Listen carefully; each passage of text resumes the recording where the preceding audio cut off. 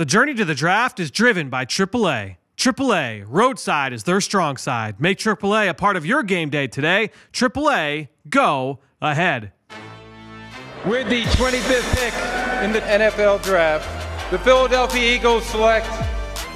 You're listening to the Journey to the Draft podcast, driven by AAA.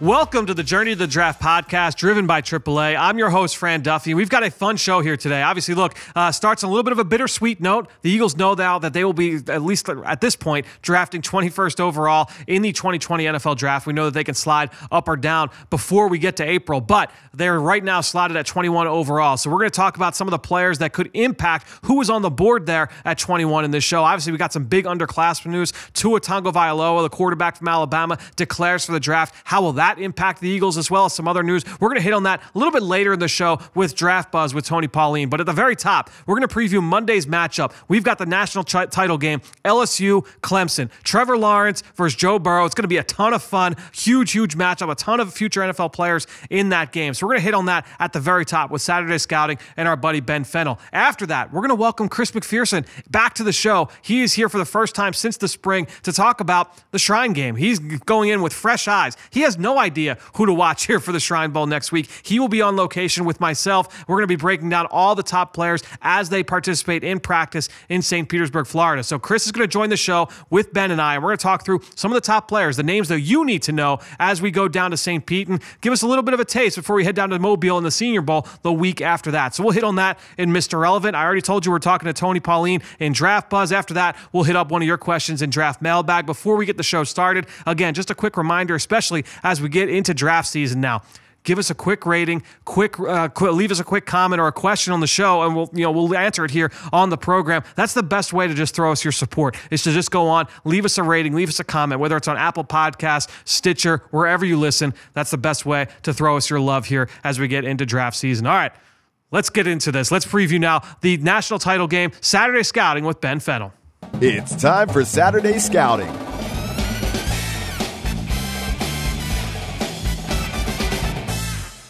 Well, back again for another segment here for Saturday Scouting. Our friend Ben Fennell. You can follow him on Twitter at BenFennell_NFL. Ben, it's our last game preview of 2019. This is it's a little bit of a sad moment, bittersweet. Yeah, but it's the page turning to the off season, which is when the real journey to the draft and off season excitement starts to pick up. I mean, it's draft season for a large majority of the NFL. Unfortunately, draft season now for Eagles fans after the Eagles lost this past Sunday. But look, we've got a big game this Monday night. Mm-hmm. We've got Clemson. We've got LSU, two teams that we are really excited about to take the field in this game. Let's start on the LSU side. So LSU offense going up against this Clemson defense. And, we'll start with the Heisman Trophy winner in Joe Burrow, a guy that, he rewrote a bunch of records in the semifinal win, the Peach Bowl win over Oklahoma, 7 touchdowns in the first half, over 400 yards passing in the first half, was ridiculous against the Sooners. A little bit of a tougher stretch here against Clemson now. Not the same defense that he saw in that game. Yeah, it's going to be much closer to a Alabama style of game that he played, or even the Georgia game in the SEC Championship. Yep. That level of talent on the outside, that level of speed on the perimeter from Clemson. They're going to play a lot more press man from Brent Venables. They're going to throw a lot more creative pressure schemes at him, which you give Brent 3 weeks to prepare. He's going to break down every aspect of your protection and find that third and medium, third and long to go get you. To me, that's the X factor in this game. No question, yeah. That's the difference. That's the chess match. And to give these guys an extra week, 2 weeks to prepare is really interesting as well. Yeah, I think when you go back, and I remember we talked after the LSU Auburn game, which was, I want to say, early November, maybe late October, a couple weeks before LSU took on Alabama. And Auburn with Kevin Steele, they were able to kind of limit. They gave LSU some trouble, especially in that first half. They played a lot of sub-package, a lot of extra defensive backs on the field, sometimes up to 7 DBs with 3 down linemen. So they really kind of messed with Joe Burrow's eyes before the snap. Didn't know they moved chess pieces around with those 3 safeties there with Clemson, with Kevon Wallace, with Tanner Muse, and obviously Isaiah Simmons. I think that they can try and do some things pre-snap to kind of mess with Joe Burrow. I'm very, very interested to see what the game plan will be. And the way they deploy their safeties, those 3 safeties, a lot of times are in a static position all standing together on the back end. It's so weird to see it on giving you film. no pre-snap indications. Yeah. I can't remember another team did that. It might have been Iowa State or somebody the year or two before.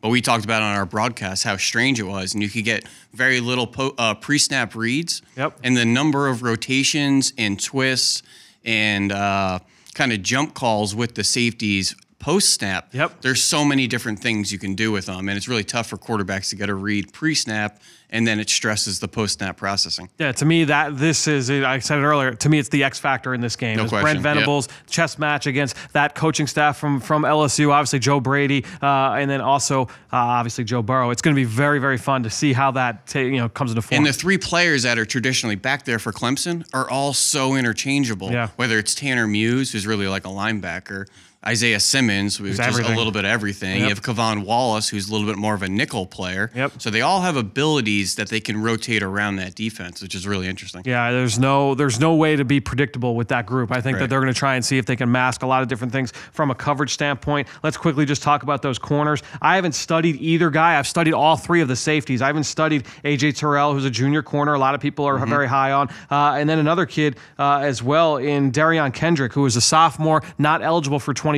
but was second-team All-ACC this year. Has certainly done some things on the field. I haven't studied Terrell yet, but a guy that obviously has done well, or Kendrick rather, but a guy who has done a pretty good job this year. Yeah, I give the nod to the LSU receivers. Jamar Chase, Justin Jefferson against those corners. I'm a little bit concerned about LSU between the hashes. Yeah. So that's Thaddeus Moss against the linebacker safeties. That's Clyde Edwards-Helaire, maybe against the linebacker or safety. I think LSU would be remiss to try to attack down the middle of Clemson. That's where you're going to find Isaiah Simmons. That's where you're going to find Tanner Muse, Kevon Wallace.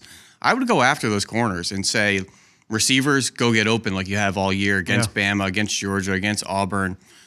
Same caliber of corners, but I think I would give LSU the advantage on the outside. It's not going to be the free access that they saw against Oklahoma. No. The Motley and the rest of those guys, Broyles, they're playing off the ball. In this game, Clemson's going to be aggressive up at the line of scrimmage. You mentioned it's a lot of press man. So when you talk about Justin Jefferson, Jamar Chase, Derek Dillon in the slot as well, who's going to be down at the Shrine Bowl next week, I think when you look at that group, it's going to be very interesting to see the matchup because you've got some talent certainly on the perimeter. Justin Jefferson, 14 catches, 4 touchdowns against Oklahoma. I know you've already kind of given your scouting report on Justin Jefferson, but for those who have not tuned in, maybe they're tuning in late after the football season is over for their respective teams, give us your elevator speech on Justin Jefferson and what he can bring to the next level. He has not declared yet, but certainly a draft-eligible player. He's kind of a long, lean slot player. So he's not the short, squatty Wes Welker slot player. He's not the oversized slot like a Jordan Matthews or what Alan Lazard's doing out in Green Bay. He's like a Keenan Allen. Twitchy off the line of scrimmage with his releases, twitchy in and out of breaks, creative route runner, good hands, an explosive player. I don't think he's a top-end speed guy. I'm not sure if he's even a 4-4 player. Right. But he gets himself open, just like Keenan Allen does. And Keenan Allen, you ask any corner in the NFL, he's a nightmare to guard. Yep. Because of that route running technician, the releases, play strength. I think Justin Jefferson's a much stronger player than his frame would suggest, just like Keenan Allen. Yeah. And Jefferson, brother of Jordan Jefferson, the former LSU quarterback. Sure. So obviously a athletic family. Take us through Jamar Chase because he's a true sophomore, not eligible for this class, but is a guy that obviously has been very, very productive this year. Only 2 catches in the Peach Bowl, but won the Biletnikoff Award as the top receiver in college football. He's a good-looking receiver, and he's like the size and strength of an Alshon. He's rocked up. He's broad. He's got big arms, but he's a pretty fluid route runner, and he moves really well. So it's body type-wise, play style-wise, it's a lot like Michael Thomas in New Orleans. And I don't want to get everybody too excited. He just broke the receptions record and things like that. It takes a special combination of quarterback, accuracy, hands to get anywhere near that record. Yep. But as far as skill set, very much like a Michael Thomas. Interesting. Size, speed, ability. We talked earlier, we're talking matchups, and I think when we look at Clyde Edwards-Helaire, a player that you've compared in the past to former Eagles running back Brian Westbrook, because, he's a little bit, on the shorter side, he's stocky, but he's quick, he's fluid, he's used often in the pass game, over 50 catches this year for that Tigers football team, and when you see him kind of get in and out of cuts, he's got a little bit of that suddenness that you wouldn't expect necessarily from a thicker back. Some people have compared him to a Mark Ingram. You and I don't necessarily see that comparison. I'm with you on you compared him to Brian Westbrook. I've used like an Austin Eckler type of comparison. I think he's that kind of a player. He's short. He's 5'8". He has these little kind of steps, and not like the way Shady McCoy is shifty. Shady McCoy has long legs, likes to play like a basketball player where you see these big juking steps. Right.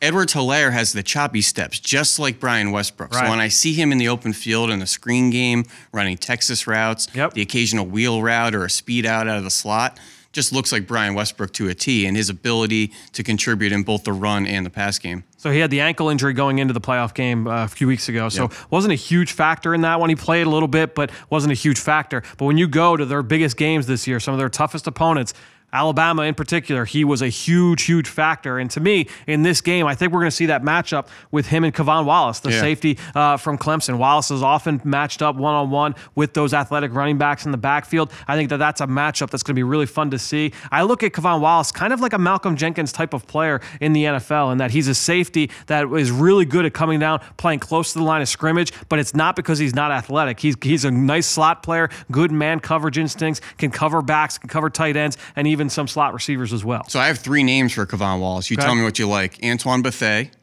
who is a 4-4 player, has played nearly 15 years in this league. Tony Jefferson, has played some good ball for the Baltimore Ravens lately. And Ibrahim Campbell out of Northwestern, who Mike Pettin really likes at the Green Bay Packers. But it's that style of player, smart, cerebral, middle-of-the-field player. Doesn't have a ton of exceptional traits, size, speed, things like that. But I think a guy that's experienced, been on the field since freshman year, can cover, will stick his nose in run support, and a guy that's just played in a complicated defense for 4 years. I think he's like the new age strong safety. He is today's strong safety because he can play in the slot, he can man up and play man coverage. He's not a liability in space. He's just not that explosive athlete. He's not the guy that you want playing in the post. Earl Thomas playing sideline to sideline. That's not his strength, but he's very, very comfortable playing close to the line of scrimmage and playing in man-to-man. So in like a Y ISO situation in the NFL, is he someone that can go guard a tight end out on the perimeter? I think so. The problem is, because he's not the biggest guy. I think he's like 5'11". That's what I get worried about. Yeah. So if he's going up against a Rob Gronkowski, 6'5", he's not Ha Clown Dix or Landon Collins or a size like that. That's the thing. And so that's where a guy like Isaiah Simmons, even Tanner Muse is. He's 6'2.5". He's 225. He's not as big as those two guys. But no, I think Wallace in this game matched up on Helaire will be a very, very interesting matchup if they decide to go that route. LSU is going to want to try to get Helaire on the actual off-ball linebacker for Clemson, who are just a little bit more of old school style. They're like 240, 245, thick, burly backers. They're cleanup guys for them. No question. I think the one had the game MVP. I can't remember his name. Yeah, I'm not sure on the name. 43 or 44, like Cam Smith, Chad Smith, something like that. Yeah, I think when you look, transitioning now to that front seven, look, Xavier Thomas, the defensive end from Clemson, certainly a big name. We've seen some of these guys, from the LSU offense, looking at LSU's offensive line. Some of these edge rushers have gotten home to Joe Burrow because he's taken some rough hits. He's made some throws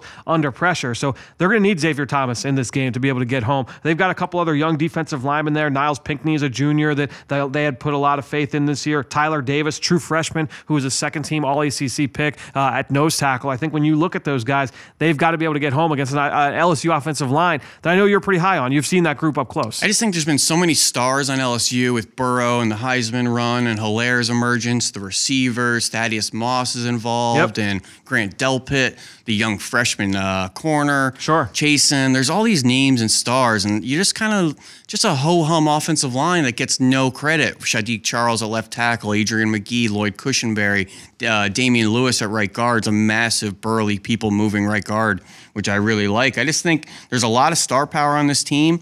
There isn't a lot of conversation to be spread around to the O-line. I just think they've done their job in just a different conversation. A lot of the credit's gone to Joe Burrow and his pocket movement and play extension.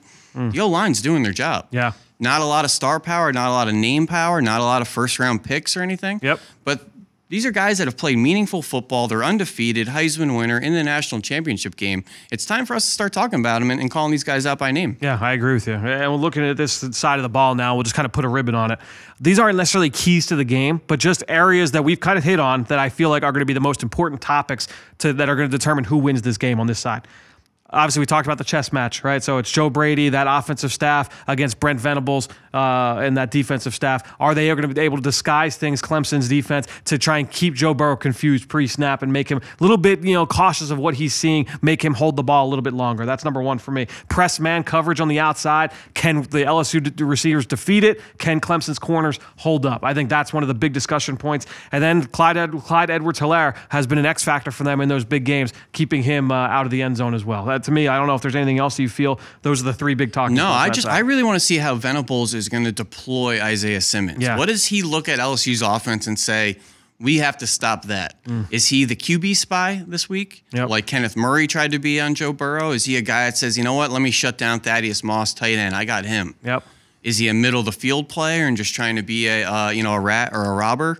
Is he a pass rusher this week and a blitzer and trying to chase Joe Burrow out of the pocket? Yep, so sure. He has a lot of things you can do for a defense. I'm interested to see what Clemson thinks they need to take away with Isaiah Simmons. Xavier McKinney had a couple sacks in the Alabama game against Joe Burrow. Just seeing him rob the middle of the field, I think will be very, very interesting. There was a point that I was getting ready to make here with that safety group, but I think ultimately that it's going to be that to me is the biggest one on that side of the ball. Right, and they tried to spy Joe Burrow last week with Kenneth Murray, but without playing any press man or disruption on the outside, Joe Burrow didn't have to leave the pocket. Yep. He shredded you from right between the tackle box. Yep. Little press man, little disruption, hold the ball an extra second or two, suddenly those athletes can maybe go chase Joe Burrow around the field, which Clemson has plenty. Yeah, no question. I think when you look back at some of those big games, that's been one of the common themes is, if you're going to get him off rhythm, disguise some things pre-snap and then cause the receivers to kind of hold up at the line of scrimmage a little bit. That can be a key to victory there for Clemson. Because remember, this is the point I was going to make. Justin Fields held on to that ball a little bit longer than we would have liked. He was a little bit confused in the back end. Not comparing Justin Fields to Joe Burrow in terms of quarterback expertise and being able to execute at that level, but I think that's going to be a key to success for Clemson in this game. Yep. All right, let's go to the other side. Clemson's got the football now. Look, we got to start with Trevor Lawrence. He put the team on his back in that Fiesta Bowl against Ohio State. Did it as a passer, did it as a runner. We'll see how he's able. Hopefully those guys on the outside, T. Higgins, Justin Ross, are healthy for this game. They were very banged up in that Ohio State matchup. I think the couple weeks of rest hopefully has helped them out in this matchup. Yeah, I'm worried about these Clemson receivers against the likes of Christian Fulton and Stingley out on the outside there. See, I think it's a different match. So like the Ohio State, they're a press man. Like they're going to go up and they're going to challenge you. Like Jeffrey Okudah is a stud. He's going to come out and challenge you. Damon Arnett is hyper competitive. Yep. He's going to challenge you. I think this group, and I haven't done Stingley yet, obviously a true freshman, but I know Christian Fulton is an off-coverage player, and it seems like Stingley is that kind of guy as well.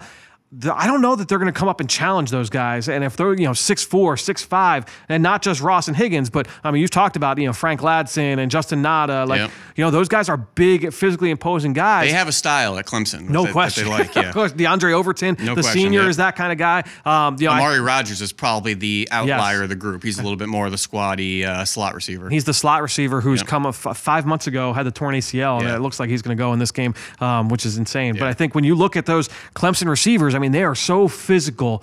If you can't disrupt them early, that's going to lead to trouble down the field. Yeah, I kind of go back and forth on this because they're not the best route runners. They're more of the above-the-rim, body control, long, lean type of guys that you almost want that corner on your hip to feel him and box him out. They're not guys that are going to win with releases in and out of breaks. So I go back and forth on this. Is that something, do you get your hands on them right away and try to disrupt them? They have a big frame, big torso. Press corners love tall big receivers, no question. Yep. Or is it someone you kind of play off because you just need to play the ball in the air? Yeah.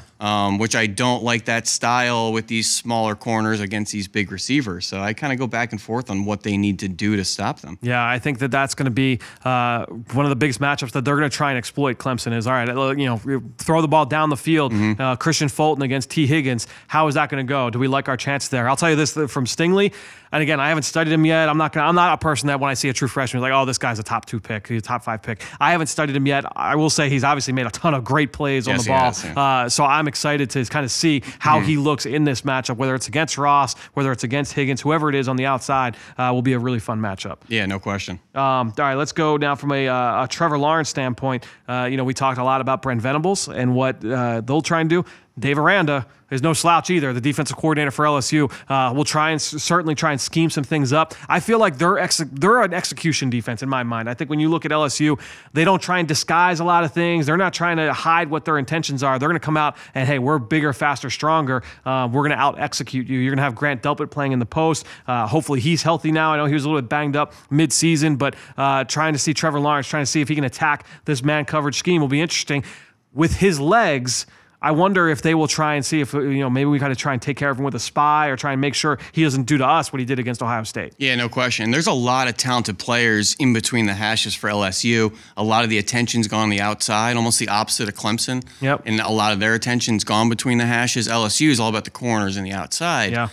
Who's going to step up in this game? I think Clavion Chasen's a really good player that doesn't get the credit that he needs to. I thought he made some good plays against Oklahoma last week that got his name called and put in the paper there. And Grant Delpit, not the season we expected there. I have a bunch of interesting names from Minka Fitzpatrick, Kerry Rhodes, Malcolm Jenkins. And then those D tackles in the middle there, Rashard Lawrence really hasn't ascended like we expected him late in his college career. Still a violent player, though. No question. A lot of talent in there. Somebody needs to step up and make a big play. Yeah. Yep. And whether that's on the quarterback, in coverage, popping the ball out against Travis Etienne. A lot of talent there, but I don't think anyone's really stepped up this year as that alpha dog in the middle of LSU's defense. I think ultimately when I look at this game, and I don't want to take a too big picture because I know we still have some matchups we want to talk about here. I think that it's going to come down to the two defenses and which one is going to make more big plays. It's almost like Alabama-LSU matchup where early on, LSU got a couple turnovers that were key, and that ended up being the outcome of the game was because Alabama marched back and it was a close game at the end. If those big plays don't happen early and LSU doesn't mount that lead early, we don't know what that game looks like. And I think ultimately, when you look at Clemson's defense, you look at LSU's defense, so much is talked about with these offenses and the quarterbacks and the receivers and the playmakers. Who on defense is going to make a play? Is it going to be Derek Stinley coming up with an interception? Is it going to be Isaiah Simmons coming up with a big play? Is it going to be one of these pass rushers, whether it's Chasen or whether it's Xavier Thomas? Is it going to be one of these linebackers? Like, who's going to make the big play? To me, that's going to be the difference in this matchup. Yeah, no question. If you remember the national championship last year, the pick six right off the bat, set the tone. Big defensive play, and that kind of deflated Alabama's offense a little bit. Tua was pressing a little bit, obviously. And remember, that was a disguised two-trap coverage. Exactly. So going back to what we're talking about with Venables, like he fooled the quarterback that wasn't fooled much a year ago in Tua. Tua Tagovailoa looked great all year, and then he looked mortal in that game. Right. That will be that's why I go back to that being the big matchup. Real quick, in the trenches, we talked a lot about Clemson's offensive line against Ohio State's defensive front. Last time when we did this kind of preview, real quickly, we're going to go to Clemson's front. Tremaine Ankrum at right tackle is going to the Senior Bowl. I'm a fan of his. He's not going to wow you with his size, his power, his athleticism, but just a really good methodical pass protector that I feel like is going to play in the NFL as a starter. We've seen guys like a Charles Leno is a name that I always kind of go back to, who, again, isn't the sexiest when you look at him off the hoof, but just gets it done, finds way, and he's a smart player. That's kind of how I look at Ankrum. He's going to be matched up in this game, whether it's Chasen, whether it's Rashard Lawrence or Fahoko inside. I mean, he's going to find different matchups. And the thing with LSU, they give you some pass rushers that I write down is just not fair. Right. Because they like to roll their safeties down as edge rushers. I'm blanking on them, but the kid number 3, who I think had 3 sacks in the Arkansas game that I did, they'll like to rush him off the edge. But he's like 220, 225. It's really not fair against a tackle. Yep. So Ankrum's going to see a couple of those matchups on 3rd and medium, 3rd and long, and just hope to survive. Yeah, so Jackson Carman is the left tackle, true sophomore, was an all-conference player. He's going to see most of Chasen because Chasen comes off that left side, the offensive left side. John Simpson going to the Senior Bowl. He's the left guard, big, hulking run blocker, a guy that certainly will try and move people. He's going to see most of his matchups against Rashard Lawrence, talented right defensive end in their 3-4 scheme. Really good one-on-one battle there. You got Sean Pollard and Cage Cervenka there at center and right guard, and then at right tackle we mentioned Ankrum. So good battles there in the trenches. One guy that we haven't spoken on yet that we have to because he was one of the biggest players in that Fiesta Bowl was Travis Etienne, the talented, dynamic running back for Clemson. Explosive athlete, instant speed, couldn't get going in the run game against Ohio State. This LSU defensive front, not the same as Ohio State's defensive front. So he was able to make his bones in the passing game, a couple checkdowns, a screen pass here and there against OSU. I don't know that he's going to have to do that in this game. this guy, they've got to keep him contained because he can go the distance at any point. No question. I also wonder, they have some interesting backs behind Etienne that kind of soften defenses up between the tackles here and there that they like to mix in. That kid number 23, I'm blanking on his name right now, but he was a 5-star back 2 years ago.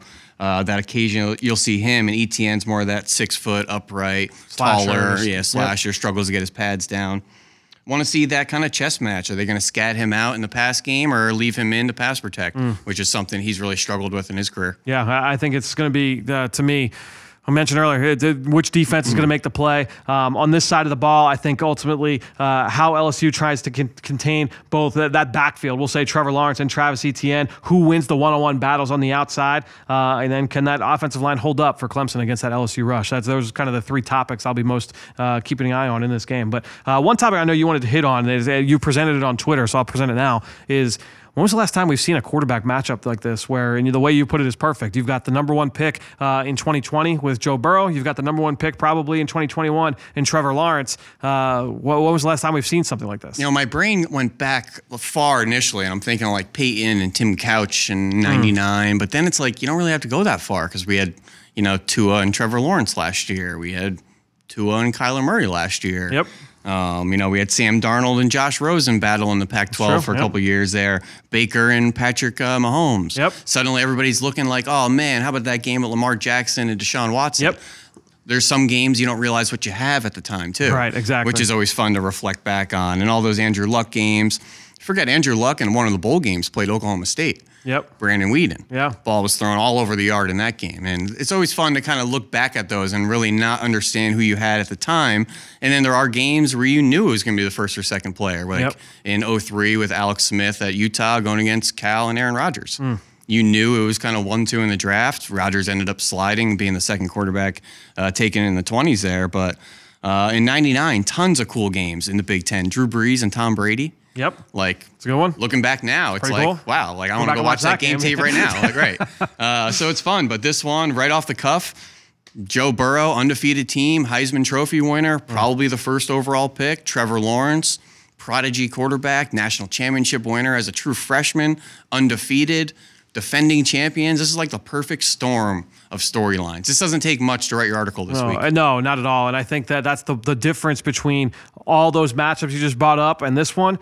None of those for the national title. Exactly. Exactly. All the chips are on the table in this one, and that's what makes this one such a special matchup. Well, look, it's going to be a fun one. We'll break it down next time we get you on. We'll kind of get your thoughts on what we saw from the game. But we've got some more. You're not going anywhere because our next segment now, we're going to go right into Mr. Relevant. We're going to welcome in our buddy Chris McPherson.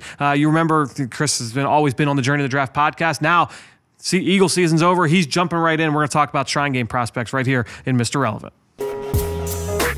It's time for Mr. Relevant.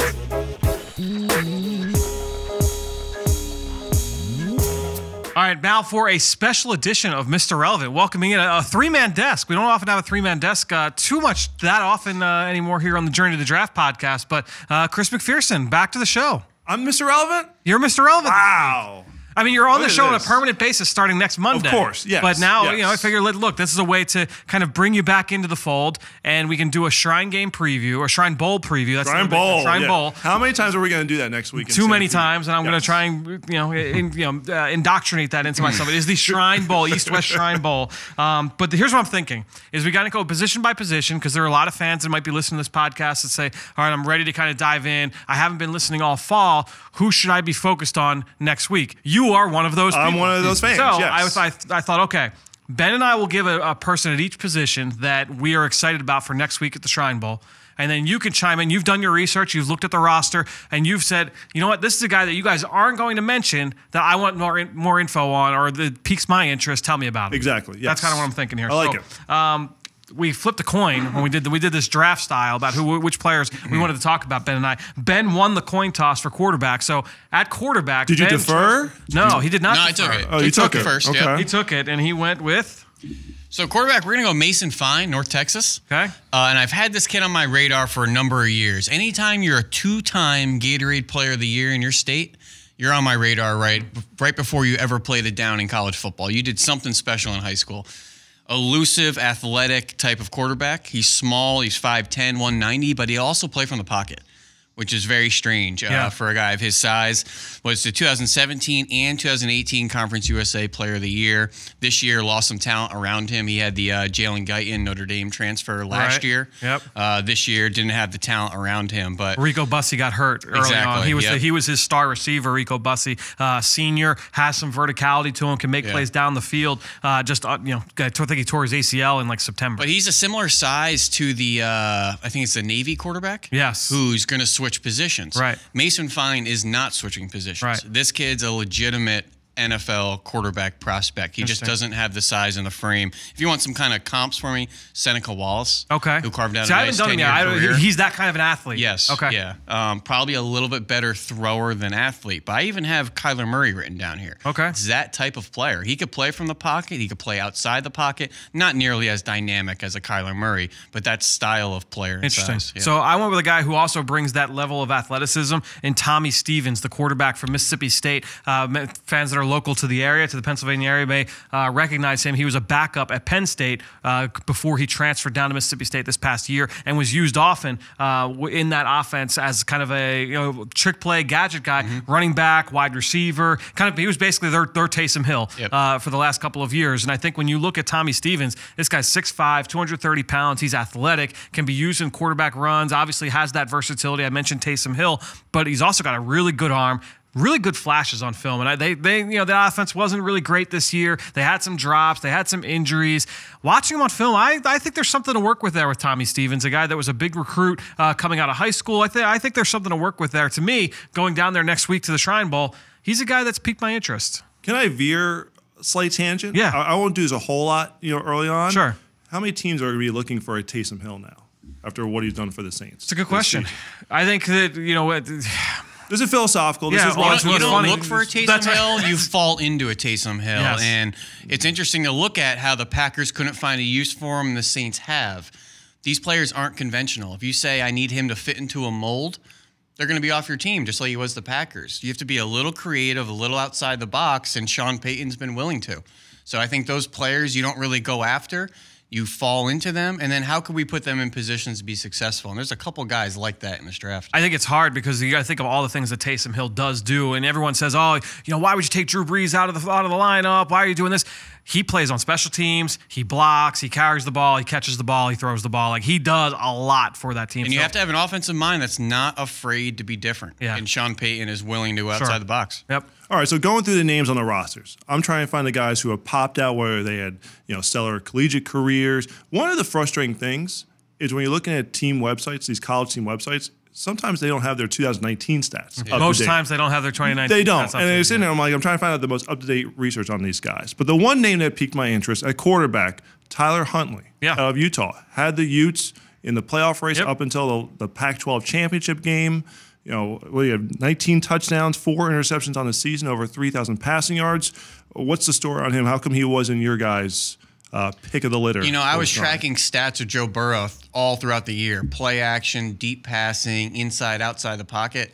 Throughout most of the year, Tyler Huntley was right under Burrow in play action, deep passing, under pressure.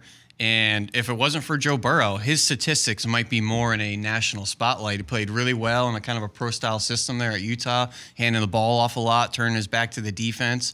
Just doesn't have any exceptional traits. He's not super tall. He's not super elusive, not the strongest arm. He does have some athleticism to him. Right. Injuries have been an issue for him going back over the course of his career. I know he was healthy for the most part this year, but I agree with Ben. Doesn't have any of that, any of those exemplary traits that you look at and say, like, okay, this is what he can hang his hat on. But if you put him into a Kubiak type of offense and say, hey, it's a run-based offense with some shot plays and play action sprinkled in, that's what he is. Yep. All right, so let's go over to running back now. A couple of running backs, honestly, that really intrigued me. I went in and I said, all right, I got first pick at running back. I went with Benny LeMay, the kid from Charlotte, a kid that I watched a few weeks back. I kind of liked him. He's short. He's 5'8", but he's stocky. He's 215 pounds. Really, really good at making the first man miss in space. He's got the ability to make that first man miss. I like his patience going up, approaching the line of scrimmage. He's really good in pass protection. He's a really tough kid. But again, from a negative standpoint, shorter, Doesn't have great long speed. He's got some burst, but doesn't have great long speed. He kind of reminds me of Zach Stacy. I don't know if you guys remember Zach Stacy out of Vanderbilt a few years back. Made some noise with the Rams and had some injuries and fell off. We've seen a lot of guys that have come out. You know, we throw out like guys like Austin Eckler. We talked about him earlier in the show, Ben. A guy like that where it's undersized, he's quick, not super explosive, but can make people miss and can help out in third down. Was Zach Stacy the one that had to have his leg amputated? Or No, was that Isaiah that's P? Isaiah P. Right, they both came to the Rams They at went the to same both went to time. the Rams, yep. Anyways, my vote at running back and who I predict will be the player of the week Ooh, at the Shrine Bowl is running back Levante Bellamy. I almost went with Bellamy. This kid is electric. He's full of juice. He's a fun player to watch. He's 5'8", 170, and that Tariq Cohen, DeAnthony Thomas, Noel Devine, Dree Archer, went to the Pittsburgh Steelers out of Toledo or Akron. That's what it was, one of those Ohio schools.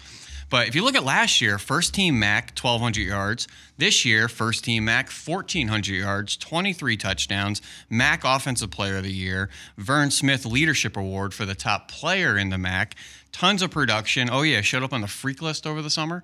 41.5-inch vertical. There's buzz he could break 4.3. A laser timed 4.2. He could break 4.3. A laser time 4.28. Yeah, that's right. So that's I forgot that was apparently a verified official time. I'd for heard him, from somebody else. He's a track star, but because of all that, he's 160 pounds coming out of high school. He got up to 171 right now. He's undersized.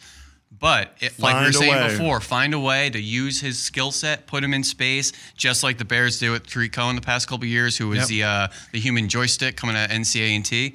Very similar player. He's a guy that's definitely going to turn some heads at the Shrine Week. Durability's been an issue for him going back in college as well. All right, going to a Big Ten school, Minnesota. Roddy Smith, one of the most prolific rushers there in school history, had 5 straight games with over 100 yards at one point during the season, finished his career with over 4,000 rushing yards. What's the scouting report? I would expect the production to be good. He's been there for like 8 years. I was about to say, I don't think he's qualifying for the Senior Bowl, like the Senior Citizen Bowl. I think it's literally he had 2 injury exemptions. He did, yeah. He had a couple years. He missed all of last year, I believe, and he had another redshirt year a few years back. I think he was there under like Jerry Kill and like Mitch Leitner and like previous complete regime. Yep. Like, No, he was, and he's been making plays since his freshman year. Right. So I watched him recently. He doesn't wow you with any physical tools, but I liked his patience as a runner. I thought he had good vision. He could be a good blocker. Really excelled in their zone schemes. That's where I felt like he would best fit at the next level. I think I did a season opener of them against TCU, and David Cobb ran everywhere. And there was this young kid, Rodney Smith. I'm like, all right, I'll put his name down for later. And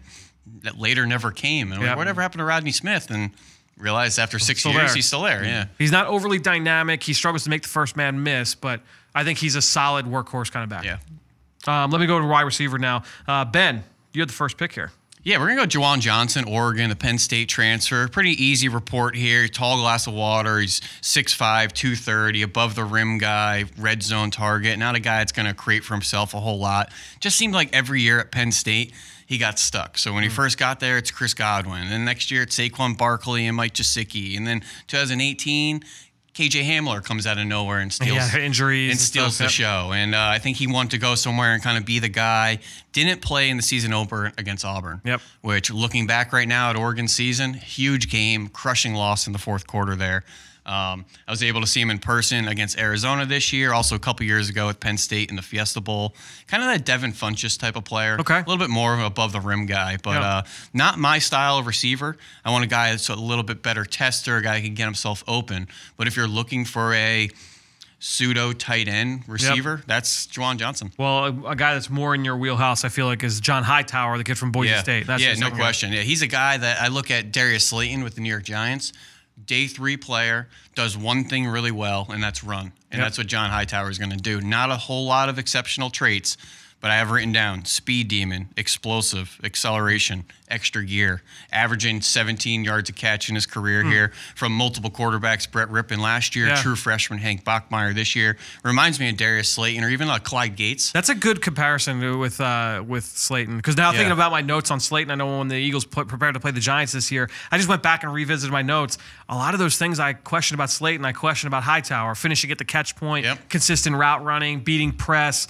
But I mean, you go to the NFL, you can improve a little bit. And almost identical height, weight to Darius Slayton. I expect them to both be kind of 4-4 players. Yeah. And you look at Slayton in a deep receiver class, he's not going to go on day 2. Yep. he's going to be a day 3 player that if you need a speed demon to take the top off the defense and could maybe incorporate him like a Darius Slayton, that's a John Hightower for you. Yeah, I think Hightower's a really intriguing player, certainly someone that'll be on a lot of people's radars next week. So we have Jajuan Johnson, John Hightower. I've got 2 more Johnsons for us, all right? I've got Sylar Johnson from Minnesota, all right, who is a little bit of a mix of in between both guys, okay? Because I feel like Sylar Johnson, he plays on the outside of Minnesota, really good route runner. Some people have made the comparison to another Johnson and Keyshawn Johnson from last year from Fresno State. Right. Really good route runner. He kind of reminds me of Ryan Grant, like a possession slot type receiver, can get open on his own. Not an exceptional athlete in terms of his dynamic speed, but he's got short area quickness. Made some great catches. I know in the bowl game, he had an outstanding catch in the back of the end zone that went viral. And he made a big time catch down the field against Penn State. He's got those hands. He does have some drops on his resume. But Sylar Johnson, I think a reliable possession guy, especially in the middle of the field. And then I'll go with another Johnson, Jonathan Johnson out of Mizzou. This kid's 5'8", 179 pounds. His game is all speed. Not to be confused with Oregon's Johnny Johnson. Correct. Jonathan Johnson from Missouri. Johnson. Right, so, we'll have Jajuan Johnson, John Hightower, Sylar Johnson, Jonathan Johnson. Jonathan Johnson, I think, is faster than Hightower. I think this kid's got like real legit juice. I'm excited to see what he runs. He's been a long-time playmaker for Mizzou, kick returner, yards after catch. You know, they get him involved in a lot of different ways. So Jonathan Johnson, a guy I'm excited to see. I actually calmed down. I don't know what made me write this guy's name, but I wrote down Isaiah Mckenzie. Remember him from Georgia a couple years ago? Yep. He's kind of bounced around as a deep threat in the league. I just love the random references that you'll come up with. Yeah, so they pop up. It's good that you don't put the star name there, so everyone thinks that he's going to be the Pro Bowl guy. Every guy can't be Deshaun Jackson. No, exactly. So first guy, we talked about a guy switching positions. Mason Fine is staying at quarterback, but Malcolm Perry from Navy. That's right. Is making the transition. He played here in Philadelphia, Army-Navy game just a few weeks ago, and had 4 touchdowns or something? 300 yards on the ground. Yeah. That's the thing. So how is his game going to transition as teams are going to try? This goes back to the Taysom Hill discussion. Smaller than Taysom Hill, certainly. Much smaller. But is this a guy who's going to be that gadget-type player at the next level? Who's the kid that did it from Navy a couple years ago? I was just about to ask you, and I couldn't remember. He was at the Shrine. Because I remember he was at the Shrine game and was listed at quarterback, but spent most of the week at running back and receiver. Yes. And he went to the Ravens as an undrafted free agent. Ended up with the Patriots at some Keenan Reynolds. Keenan Reynolds. Thank you. Right. Keenan Reynolds. So Malcolm Perry, I watched him. I actually watched a couple games, and not only did he play quarterback the last couple of years, he actually played slot back for them, which is basically a running back in that triple option offense. So he's got that profile. You know, again, 5'9", 184 pounds. That's small for a running back. So I think he's making the right move, and that it sounds like he's going to practice at receiver. So slot guy, it's going to be completely raw. I mean, we've seen Greg Ward has made that transition from quarterback to wide receiver. We'll see if he's able to do it. We'll see what he's able to show. Now, speaking with guys who've played at Lincoln Financial Field, how about Isaiah Wright? Out of Temple, one of the guys who earned a single-digit jersey number, means one of the toughest guys at Temple Tough. So what's the background on him? Great kick returner. He's been a big-time return specialist over the course of his career. He's bigger, though. He's 6'1", 215 pounds. It's weird because even though he's been a big-time kick returner, you don't watch him and say, like, whoa, like, look at the juice off this kid. Look, he's not super dynamic, but he's just got a knack for making people miss. He made some big-time catches over the course of the last few years as well. I think I watched his tape last year, nothing from 2019, and I wrote down Jordan Matthews. And I thought he was a heavier kind of slot receiver. I didn't see a whole lot of redeeming qualities after the catch, but a good, sure-handed guy that won over the middle of the field. Not that small, twitchy type of slot receiver, but someone with a little more size to him. That's why when you watch him, you don't think, oh, yeah, this guy's a great returner. And then you watch him return, and you're like, whoa, like that. All right, like he's got some ability. Right when you said the returner, I'm interested to go watch that and make sure I saw the right type of athlete. But he is not the last chance you, Isaiah Wright. He is not the last chance you, Isaiah Wright. Although there is a last chance. Oh, no, he is at the Senior Bowl. There's a last chance you guy going to the Senior Bowl. Yes. Really? Okay. Yes, we'll get to him maybe late next week. All right, so tight end. I had first pick a tight end. I went with Mitchell Wilcox, the kid from South Florida. I know our friend Dane Brugler is a big fan of Mitchell Wilcox going back to last year. 6'3", 245. I kind of see him as a pure like H-back. You know, he's a little bit undersized, really tough. He's a good blocker, solid hands, just not a dynamic athlete. He's not that guy that's going to be a mismatch player in space. But Mitchell Wilcox, I think, is going to find a role. I feel like he's been productive since the Quentin Flowers, Marlon Mack year, and then could have came out last year, ended up going back for his senior year, and I don't think had the production to boot that he had early in his career. The team wasn't as competitive, some coaching changes. But there's this tight end for Tennessee that's pretty interesting. Tight end Dominic Wood-Anderson. Yep. The tight end position's not featured in that offense. He only had 21 catches, mixed in with quarterback issues at Tennessee. But he was the number 1 JUCO tight end prospect 2 years ago. Yep. High school quarterback over at Steel Canyon. Right. He's just a good-sized tight end. He's 6'4", 260. He's got that bubble butt to him. He's a guy that will play in line. He's a good blocker up on linebackers and safeties. He's got good hands. He's not a guy that's going to stretch the field vertically. Yep. But he's a guy I think can win in the red zone, make some tough catches for the quarterback. And I know Mark Andrews played out in Space Lot, Oklahoma, but it's that style of player. And he could maybe be a second or a third tight end for an offense in the NFL. Mark Andrews has good size. He was 6'5", 255, a guy that can play in the slot, in line, wing. And I think that's Dominic Wood-Anderson. That might end up being a better pro than he ever was a college prospect. Injuries, I think, also played him last year. Yes. Early in his career, DWA. Yep. There you go. So my guy here, want to go a little off the beaten path, go to Western Michigan, a converted wide receiver to tight end Giovanni Ricci. So I didn't watch him before this morning. Like I saw he was on your. I went through the list of guys that you brought up, and I still had a handful of guys I still need to get through. And I said, I'll go with Giovanni Ricci. He was the first guy that you had listed that I hadn't watched yet. Again, former wide receiver, was a wide receiver back in 2017, high school quarterback. So I turned on the tape. I was blown away by this kid. Like, he's one of my favorite players now going to the game that I've seen so far. He's dynamic. He's explosive. He can get down the seam. He runs routes like a receiver. He gets in and out really well. The quickness is very good. He's natural at the catch point. He gives effort as a blocker. He's only 6'3", 240. I got like Trey Burton vibes watching him. Like, that's kind of the player I feel like he can be at the next level. I was impressed. I'm excited to see this kid up close. I think we really need to start differentiating the types of tight ends. Yeah. The move tight ends, the former receivers, and then the big 260 pluses and put my hand in the ground. Because we call them all tight ends. These guys are all different shapes and sizes and abilities. And I think he's going to do himself a favor by not being a receiver in this group. Receiver group, pretty deep this year. Tight end group, not as deep. Pretty thin. And suddenly he calls himself a tight end a couple years ago, adds 15, 20 pounds, and now he's up to 240 or whatever. And he's a really athletic, high upside in the pass game move tight end. It wouldn't shock me if he's one of the stars of next week. Like I was pretty impressed by what I saw on film this morning. All right, let's go move over to the offensive line. Ben, you had first dibs here. Yeah, I'm blown away by this Michigan right guard, Michael Owenu, who is listed at 6'2.5", 373. And I did everything I could to confirm that because it had to be a typo. 373 it's not, though. Verified. Saw him recently last week in the Citrus Bowl against Alabama. Very much a pro-style run scheme, a lot of gap scheme runs, pulling guards and whatnot. U.S. Army All-American, 4-star from a prominent high school there outside of Detroit where Delano Hill and Jordan Lewis and all these other Wolverines went to. Really tough to find an NFL comp for a guy of his size. Chris Kimiatu with the Steelers back in the day. Max Gene Gillis with the Eagles. Max Gene. Who is, I think, 345 coming out of school there. But reminds me a little bit of the way I viewed right guard Fred Johnson at Florida last year. And that the tackles got a lot of love, and Jajuan Taylor and Martez Ivey, and just ho-hum, this senior right guard just was doing his job each week. And I think that's Michael Owenu, who you're going to look at and say, this guy looks like an NFL offensive lineman. Let's just see if he could play at that weight, which if he's listed at 373, that might be a problem.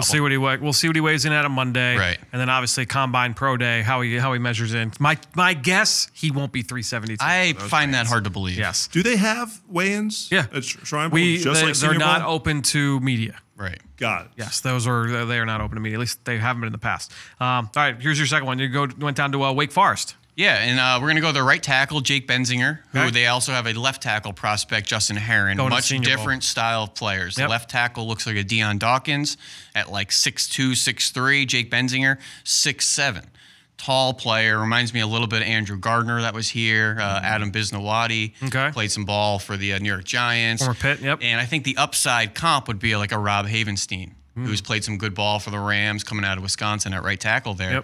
But he's tall, he's long, he's lean, he's got the wingspan, the height, slim-waisted. He's got good footwork to recover. It's just a matter if he's got enough sand in his pants. Yeah. He's barely 300 pounds, and anytime you're dealing with those 6'6", 6'7" players, Can you get your butt down? Can you sink? Can you lower your pads and handle some of the power from defensive linemen?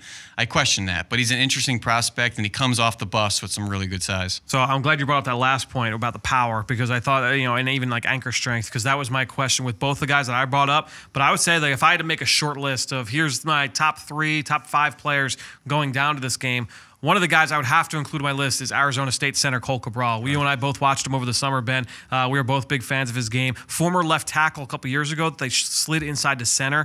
Does a lot of work with the former New York Jets center that is now down there as an analyst. No, before that, Kevin Mawai. Thank you. There's all sorts of former NFL players around that program too. Staff, no question. So, but Cole Cabral's down there in Arizona State, and this kid is never on the ground. He's got great feet. He's got violent hands. He's athletic, can get out in space. I'm surprised he's not at the Senior Bowl. I'm not sure. Maybe there's something I'm missing. I haven't watched the 2019 stuff yet, so I don't know if there's something that from this year that alerted some people. Oh, maybe he's not everything we hope. But I'll tell you what. Like I liked what I saw from him. The question I do have, going back to your last point, does he have enough sand in his pants? Does he have that ability to drop his anchor, hold up against a bigger defensive lineman on the inside? That's the question I've got. Which typically you can get away with that at the center position. You're a little bit more sandwiched in there. Cabral's interesting. I've really become infatuated with these guys with experience up and down the offensive line. I think that's a big selling point to an NFL offensive line coach. And just not that I played every snap at left tackle in my college career. I like the Cody Whitehairs that played center, left tackle, Dalton Risner, center to right tackle, Cabral, left tackle, inside. Michael Jordan, Ohio State, played left tackle, left guard, center. I think you show up to an NFL offensive line room, what can I do to help? Yep. And that should be your mindset as a young NFL player. And I think just to have experience, a little bit of confidence that, hey, you know what? I played on the left side. I know how to play on the right side. I could play center. I know how to snap. What can I do for the team type of thing? And I think that's Cole Cabral. Well, I mean, the guy that is like literally the poster boy. The poster boy for this guy, for that is Calvin Throckmorton from Oregon. Yep. I mean, this guy has played every position except left guard. The only reason he hasn't played left guard is because Shane Lemieux, the left guard for Oregon, hasn't missed a snap and for 4 years. So I think when you look at Calvin Throckmorton, he's played left tackle, and I mean like not like he rotated in here. Has started legitimate games at left tackle, center, right guard, and right tackle. Most of his reps have come at right tackle. I do feel like he's probably better served to be a guard or a center, maybe even a center. I think that might be his best spot when it's all said and done. But I like this kid. The height and weight, he's 6'5", 316 pounds. He obviously loved the versatility. He uses his hands well. He's just not powerful off the ball. None of those Oregon guys, except for Penny Sewell, that we'll talk about next year, the left tackle. All the other 4 guys, they're not people movers up front. They're more technicians at the point of attack, guys that can kind of wall off block. You worry about his length a little bit, but Throckmorton, at the very least, you're talking swing back up in his own scheme. And I think to spin this back to the Philadelphia Eagles, spitting image of an Isaac Seumalo. Yep. His rookie year, he comes in, everybody thinks he's going to be the kind of center of the future. There's not a spot for him his rookie year. But where does he play and fill in? Left tackle, left guard, right tackle, swing tackle, fullback, tight end. Yep. What can I do to help? And that's Isaac Seumalo, and that's going to be a Throckmorton too. That's a great he can point. play up and down the line. Even if there's not a spot for me, we know injuries happen in the NFL. You got to plug and play sometimes, and to have an Isaac Seumalo who's really settled into that left guard spot with us. That's a great point. His versatility was huge his freshman year. He's on a roster next year. Yeah, no question. No question. Yep. Speaking of spinning things back to the Philadelphia Eagles, Fran pretty much could go up and down the roster and figure out which guys I'm going to select. Yes. And I think if you were to say which one would I pick number one with if I had to bet the mortgage on someone he was definitely going to bring up for this podcast. I go Jon Runyan. Oh, okay. Jon Runyan's kid. Yes. Come on now. Tackle out of Michigan. You have to give me background on how he is as a player compared to his father, who was still involved in the game, working in the league office in New York City, but nonetheless there.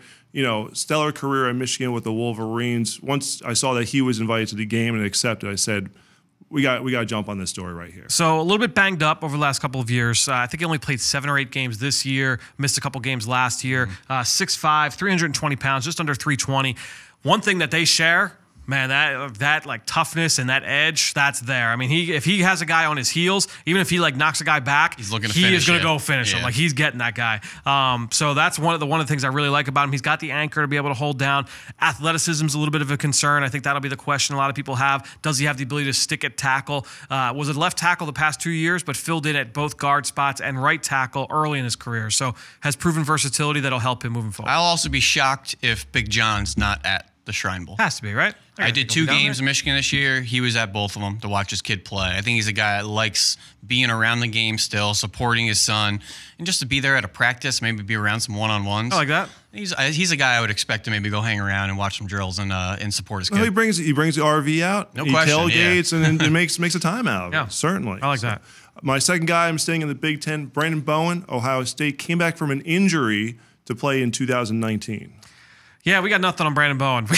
There were like 2 or 3 guys that we were like going into the pot. We're like, all right, I know one of us has watched them. Neither of us have watched Brandon Bowen yet. So maybe by Monday, one of us. They've had a weird offensive line the past 2 years, in my opinion. They're trying to figure out where to put Thayer Munford, and Isaiah Prince's career was kind of interesting at tackle, and Michael Jordan moving around. Their right tackle right now, Nicholas Petit-Frere, or whatever his name is kind of the cream of the crop as far as prospects on the O-line. They had the transfer from Rutgers, Jonah Jackson. Also him, I think he's now going to the Senior Bowl. Yeah, so I'm a little bit behind on their O-line work right now. Yeah, I haven't done their O-line yet either. Was there another guy I should have picked then? That's of intrigue. You guys covered a lot of them. That's the thing. I'm trying to think if there's another one that we can cover. I mean, there's a bunch.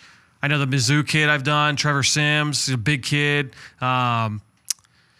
Off the top of my head, I'd have to look at the list. I have to look at the list. I'm going to look at the list. This is great podcasting. I'm going to pull the list I sent to CMAC, and I'll pick one guy that I know for sure that I've studied. On the spot. And that list is opening up on my phone as we speak. Here we go. Offensive lineman that I know that I've studied. Well, here we go. Here's a guy that we've talked about plenty, Ben. There's Jack Driscoll, Auburn. Oh, right tackle Auburn. Right tackle. Yeah, okay. So, all right. So, Jack Driscoll's a transfer from UMass. Started there early in his career, then spent the last 2 seasons at Auburn as the right tackle. A little bit undersized. He's got short arms, but he's a pretty athletic kid, and he's tough. He gets after it. I liked watching him play. I think that, when you watch him, Prince Tego Anogo is the left tackle. He's going to the Senior Bowl in 2 weeks. This kid's going to the Shrine game. You can make an argument that Driscoll's a better player right now than Prince, but Prince's upside is through. I think it was like 3 weeks ago you were watching Prince, and I kept commenting on... Who's the right tackle? Yeah, who's our right tackle? Who's the right tackle? Who's the right tackle? And before you know it, it's like, oh, he's a senior. He's a prospect. Yep. It's like, oh, all right. Well, let's write his name down. And I think, what's his name? Braden Smith? Braden Smith was the previous right tackle, that's right. who is kind of a similar player. Yeah, you're right. Had a nice role for the Colts. No doubt. That's a good point. And he was a second-round pick and started at right tackle and guard as well. All right, let's go over to the defensive line. Edge rush, I had first pick. I went Alex Highsmith from Charlotte. And this is a kid who's a little bit undersized. He's 6'3". He's under 250. Love his first step. He can win high side, which when I say that, I mean outside moves. So a lot of those speed rushes, he can definitely bend and turn the corner. Size is a little bit of a concern. Strength at the point of attack. Can he defend the run on a full-time basis? But I'll tell you what, man. And this is kind of low-hanging fruit because the guy had so much success this year. But I had a lot of flashbacks to watching like Shaq Barrett when he was coming out of Colorado State. I think that there are a lot of similarities there between Barrett and Highsmith. Well, about 8 months ago, fans may say, Shaq Barrett. Who's Shaq Barrett? Who's Shaq Barrett? Yeah, that was Von Miller's backup for all those years. And suddenly, I think he just led the NFL in sacks or whatever on a one-year deal in Tampa. Yeah, really interesting player. Is that Alonso's kid? I think he's got a couple kids that were in college football. I thought he had one at Miami. I'm not sure. I don't think that's not my bio. Nephew or something. I can look that up. Yeah. But anyways, so let's talk about another transfer kid here. And this kid's from Montana State, Bryce Stirk. And everyone's like, Montana State. This is a University of Washington transfer. Yep. Highly touted high school recruit. Redshirted in 2015 with the Washington Huskies. Right. What'd you do when you redshirted? Well, he won the team's ultimate dirt dog award, which is for your weight room work. You don't win that by accident. No question. So he's a guy that's obviously a workout junkie type of player, ended up transferring for whatever reason. But the last 2 years, 19.5 sacks, 32 TFLs. He's a Sam outside linebacker, kind of an undersized edge player. He reminds me of the USC kid from last year, the monster that was the... Bingo. I got it written down. It's on your sheet. We're dialed in here. So if you want a style of player, we're talking Chase Winovich. Yes. The guy with the flowing hair at Michigan last year, now playing off the edge for the Patriots. TJ Watt, nice career at Wisconsin, great year for the Pittsburgh Steelers. Well, he was just talking about Porter Gustin from Southern Cal, who was the workout warrior, wake up in the middle of the night, eat protein shakes and peanut butter sandwiches. Where is Porter Gustin right now? I don't know. He's got to be. He's like hunting zombies. This somewhere kid's small though, yep. but he's feisty. He's strong. I've written down bull rush, power rusher, stack and shed ability. He played Texas Tech this year. Didn't look 100%. I think he had a left arm injury. That was probably the best competition for Montana State. So buyer beware because he was a little dinged up. But a player that, if he's healthy, he might go and really turn some heads at on the 101s. So D-line edge rusher went with back to North Texas. Yep.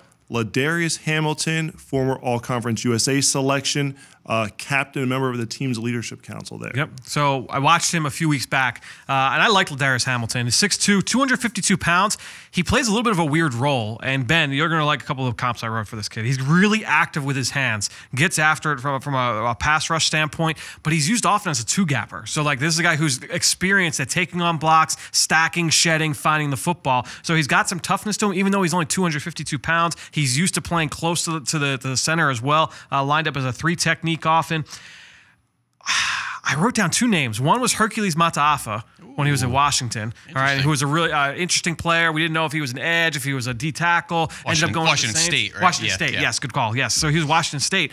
I also wrote down a former Eagle in Aziz Shittu. Ooh, very Stanford, very similar kinds of players in that it's like, all right, well, he's a little bit small to be a true 3 tech, but he has that kind of mentality to play tight inside in the trenches. So he's an interesting player. I'm excited to kind of see him up close and get a better sense of his athleticism, his explosiveness off the ball. That was the question I had. And where was he from?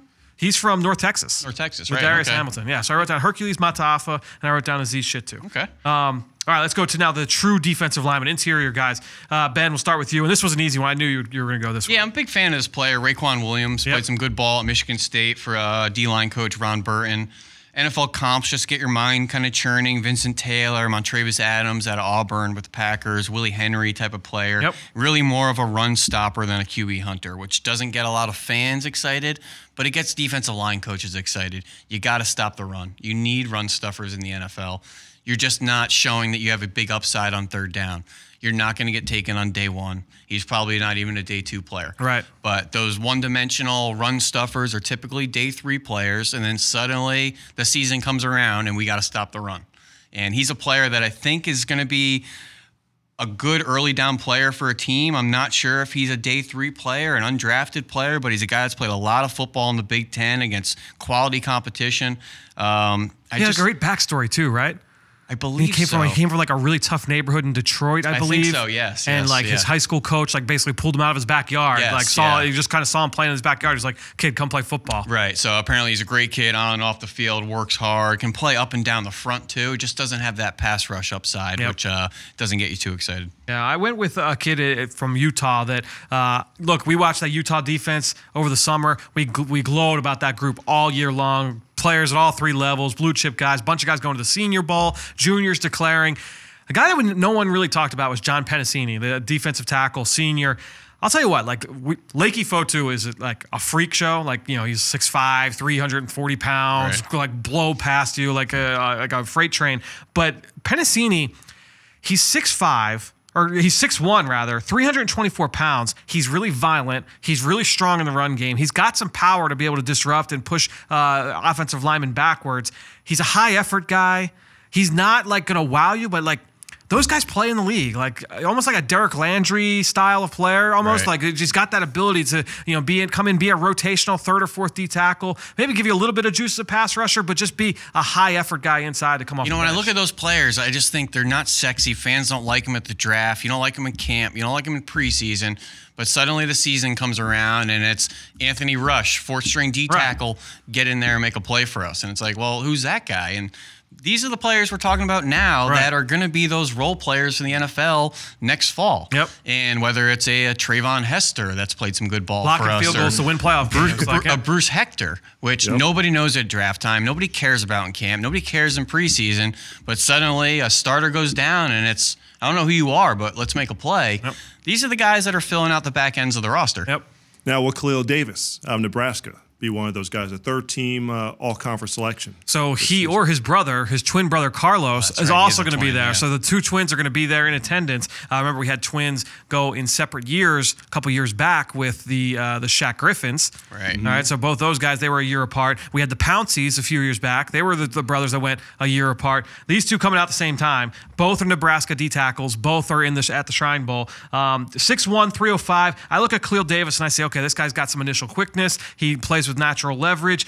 I want to see him get a little bit more skilled at everything he does. I'd like to see him develop a little bit more power. Not quite there yet. I think he's more of a developmental guy, but I think both he and Carlos was on radar. I mean, this is going back a couple of years now. Khalil battled some injuries, I believe, early on. Carlos was on the radar a couple of years ago. I think Khalil may have had the better season this year, but I think when you look at both guys, they've got next level potential. I haven't watched a whole lot of Nebraska tape lately. Yeah. I think the last time I watched Nebraska tape was like Randy Gregory. It's not bad. I mean, it was, well, no, Nate Gary. I mean, I watched Nate Gary. I have some names written down. Muhammad Berry's a nice linebacker. Yep. They have the Lamar Jackson, the corner safety player. He's going to the Senior Bowl now. He was originally going to the Shrine Bowl. I might have watched Malik Collins a couple years ago. Yeah. Well, I haven't got my hands on too much Nebraska tape lately. Sure. All right, well, let's go over to linebacker now. A guy that I watched. I had first pick here. I went with Dante Olson, a small school guy from Montana. Yep. Super productive. Like, I think he had 160 tackles or something last year in 2018. 6'3", 240 pounds. He's tough. He can play special teams. He's like, you talk about that from the defensive tackle spot, like, all right, like, I don't know who this kid is, but like, get him in there in like late October, early November. That's going to be Dante Olson next year.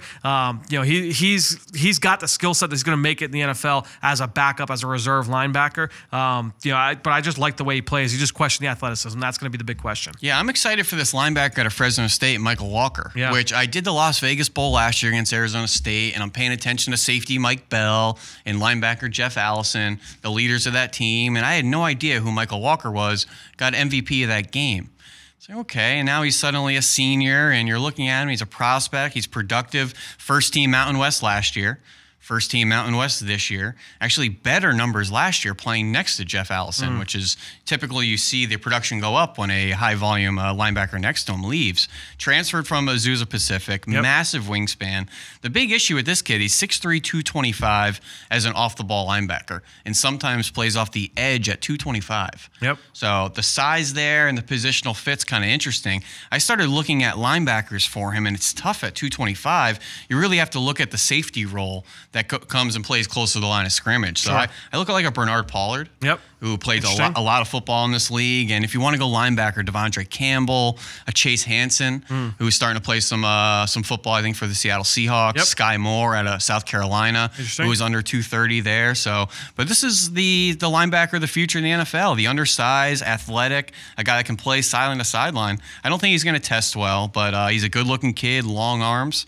It's going to show some upside in coverage. First popped on my radar last February at the Combine when I talked with Keyshawn Johnson. I brought him up earlier, the Fresno State receiver. I said, who's the best player going back? Like, who are we talking to next year at this time? Yeah. So it was Michael Walker. Interesting. I love that you do that because that immediately gets your brain thinking down the road and guys that maybe aren't in the spotlight yet with the team. He's already looking at the 2021 draft. No question. Not yet. I got to wait a little bit for that one. How about Shaquille Quarterman out of Miami? Size not an issue. Listed at 6'1", 241 pounds. Very productive. Led the team with 141 tackles, I believe. Two-time first-team all-conference selection. Seems like a lot of talent on this Miami team just didn't reach its potential. So we talked about Michael Walker kind of like just appeared late on our radar. We've known about Shaq Quarterman and Zach McLeod and Michael Pinckney since they were all freshmen. They were all three freshman linebackers starting for the University of Miami. And everyone's like, oh, they got that trio of freshmen. Oh, then next year's, they got that trio of sophomore linebackers. And then last year's, they got those three juniors. Oh, they're all going back. We got those three senior linebackers. And you watch them, and all nice players. I think when you look at Shaq Quarterman, a little bit short, a little bit undersized, not really an explosive athlete, but he's really tough. I think when you look at him, the experience does show up from a mental processing standpoint. He could be a little bit late off the ball. He kind of reminds me, Ben, of Jatavis Brown out of Akron. Third-round pick for the Chargers. Started there for the first couple of years. I don't think he's starting there anymore, I don't believe. But kind of reminds me of that kind of a player in that he's kind of a short, squatty inside backer that can make those plays from sideline to sideline. He's pretty heavy, isn't he, too? Yes. Yeah, he's 230. He's listed 238. 238? I actually thought he was heavier. I thought he was closer to like a Malik Harrison size from Ohio State. I thought he was pushing like 245. Yeah, that would be interesting to see next week. All right, let's go to the secondary. This one was easy for you, corner. Yep. I've been all over Lavert Hill for a couple of years now. Even last year when they had a David Long in coverage, Lavert Hill I thought was the petri dish press cornerback. Can play inside, outside, zone instincts. I saw him last week at the Citrus Bowl against Alabama. Did give up a catch point touchdown to Devontae Smith. Stacked him and made a play. Had a really nice play in cover 2 on Henry Ruggs that I loved. But this guy's put tons of great play on tape. I don't care that Devontae Smith beat him for a play. Best QB rating allowed in the Power 5. He's got the best coverage snaps to reception allowed in the Power 5. This guy's played. What's that stat? So say that one more time. Coverage snaps, so the amount of times you're covering. Yep. Versus how many receptions you've then allowed, which is the fewest receptions per coverage. So not even just targets, but receptions. Exactly. So it's not like people stayed away, but the receptions. These are the cool little metrics PFF does, and we don't always have to look at the grades with that stuff, but the things they do as far as being targeted in coverage, just knowing when the ball's gone his way, really interesting to look at. And he's put a lot of good stuff on tape and press coverage. I'm just worried about his size. He's 5'10", 184. Which you say, well, Darrelle Revis was that size. Well, I don't think he's Darrelle Revis, so I get a little bit concerned. Is he a Denzel Ward? I don't think he's going to test like Denzel Ward speed. Yeah, or that juice. He's an explosive player. So he might be a little bit lackluster once we start getting into testing in the combine. Yep. But trust the tape, because this kid's put a lot of good tape and a pro-style defense for Don Brown. Yeah, and you had Parnell Motley from Oklahoma as your second. Yeah, Motley, great start to the year. I think the first 5 weeks he allowed 2 catches on 15 targets. Seemed like he was going to be a lockdown corner for Oklahoma. Then he just struggled to play the ball down the field, struggles to find it. Really showed up in that Kansas game, giving up a couple plays down the field. And I think we saw it in the LSU game last week. Yep. Just not the savvy cover corner you would like out there. But Oklahoma doesn't ask their corners to play a lot of press man. Right. Can he play press man? I don't know. We don't know yet. And that's what these events are all about. Yep. And maybe shaking the dust off and poking and prodding these prospects to maybe see what else can you do. Sure. You played off man. Let's see what it looks like in press. And you can maybe find something there. Yeah, that's a good point. I went with 2 guys from the Big Ten. John Reed, local kid from Philly, actually lived in Mount Laurel. Went to St. Joe's Prep. So he played for the Prep, and this is a kid that went to Penn State, became a starter right away. 5'11", 184 pounds. He's got speed. He could turn and run. He's quick. He's got inside and outside experience, so he's got the versatility that you like. Play strength, a little bit of a concern. I want to continue to watch more. I'm excited to watch him again. It's a talented group of receivers. As a corner at Penn State? He's a corner at Penn State, John Reed, yeah. Interesting. Was he playing on the other side of a Warrior last year? Yes, and he played inside as well. So you like him more than a Warrior? Different players because their size is a little bit different. Warrior was a big, long, Russell Douglas type of corner. He's a little bit smaller. Which Warrior got on the field late in the season for Detroit, started to play some pretty good ball, which I didn't see at Penn State. I didn't really like him as a prospect. Yeah, so. I think I probably like him like Reed a little bit more, but different kinds of players to be sure. Right, but Penn State defenders at the end of the day, usually guys you could trust in the league. Yep, that's a good point. And then lastly, Chris Williamson from Minnesota, 6 foot, 198 pounds. Man, I remember when I watched him that morning, I told you, I was like, I just watched this Minnesota corner. I think he could play a little bit. He's got pretty good size. He's athletic. He gets in and out pretty well. Off coverage, slot experience. So you like that. Florida transfer. So this guy started in the SEC and played games down there, and then transferred out. Ended up in Minnesota. Is he from Florida? I believe so. Yes, I believe so. So he's been those guys from Florida just wake up moving a little bit different than everybody else in the country. He woke up. Now he's been rowing the boat for the last couple of years. Right. And, he's a little bit undersized. I like to see the reaction quickness be a little bit better, but he's got some tools. Our first guy I have is Keith Washington, JUCO transfer to West Virginia, earned first team All Big 12 honors. But it's important to note before JUCO, University of Michigan. Did not know that. Was at a Michigan Wolverine for 2 years. Long corner, a lot of off-coverage stuff. He definitely has the length. I'm not sure he's going to run particularly well. Reminds me a little bit of Jordan Brown last year of South Dakota State. I like Jordan Brown. I did too. I'm not sure where he ended up, but similar type of player. A guy that has a good ball production too. I think he had 2 picks this year, 3 last year, 18 PBUs the past 2 years. Interesting player. Kind of looks like a Rasul Douglas and just being a 6 foot, upright, long arm type of guy. The other guy I have is Elijah Riley from Army. So interesting. I haven't done Riley yet. So the Shrine Bowl, they always bring in 1 or 2 guys from the Naval Academies every single year. Every single year they'll bring in a couple Naval Academy guys or Military Academy guys, and then they always bring in a couple guys from Canada. So Akeem Hicks was here a few years back. I'm trying to think of the other. Laurent Duvernay-Tardif, now the starting right guard for the Chiefs. He was at the Shrine Game. They always bring in those guys from Canada, and they'll always bring in the military. Was Akeem Hicks drafted? Yes, he was, I believe, a 5th-round pick like Regina out of Regina. Yes. So that seemed to work out. Yeah, that's that. Well, he bounced around. He was the Saints, then Patriots, then Bears, and that's where he really kind of started to bust out. I'll just bring up another corner real quick that I know that I've done. And let's see, I'm just going through the list here. You know who's a guy that I don't think we're bringing up? No, this is a safety, so I'm getting ahead of myself here. Tanner Muse is going. He's on the list right now. Interesting. Okay. Tanner Muse is a safety. Some people believe he's a linebacker. He's got good size. We talked about him a little bit earlier in the show, so I don't want to dive too deep. But safety for Clemson, probably a linebacker at the next level. Good tackler, instinctive player, has played a long time for Clemson. Stylistically, the same transition that Thomas Davis went through at Georgia. Yeah. Safety to linebacker in the NFL. Davis, much more upside, better athlete. Yep. But that sort of transition. All right, so safety now. We talked about Tanner Muse. I'm going to go with a small school guy in Luther Kirk, Illinois State. 6 foot, 192 pounds. Watched him last weekend, and this is a kid who's got sideline to sideline range. He's a pure post player. Like, I want him playing deep. Let him play sideline to sideline. I like his long speed. He can close. He's tough. He'll run the alley. He'll lay a lick on you. He's just small. He's 192 pounds. So there are times where he's bouncing off guys at the FCS level. We're going to see how he holds Illinois up State, here. Illinois State, yeah. I'm not sure I've watched him yet. I think I watched a running back out of there a couple years ago. Yeah, James Robinson is the other. He's a running back. He's at this game out of Illinois State. Even before that, his last name was like Chopra? Copriah. You're a sicko. You're a sicko when it comes to. He's explosive, a little squatty. So Luther Kirk, I think, has got some ability. One name I wrote down, look, he's not on the team anymore, but this is a guy that had promise early in his career, was Trey Sullivan. I think that you look at Trey Sullivan, similar build. He's got that burst to close. He's got to prove himself as a tackler. Does he have that play strength to be able to finish? So that's Luther Kirk. Yeah, I'm going to kind of split the safety corner position here with a guy that plays a little bit of both. That's Shaheem Carter at Alabama, who's a highly touted recruit playing that star position for Nick Saban this year, which is kind of a nickel position, for lack of better words. Okay. You're playing in the alley there. You're not really a back-end player. You're really not a corner. You're a guy covering slot receivers, being a blitzer, being that last guy in on run support. Love his route recognition. I think he's physical. He loves to lay the boom and deliver big hits. Rarely misses tackles, which you'd love for an undersized nickel player there.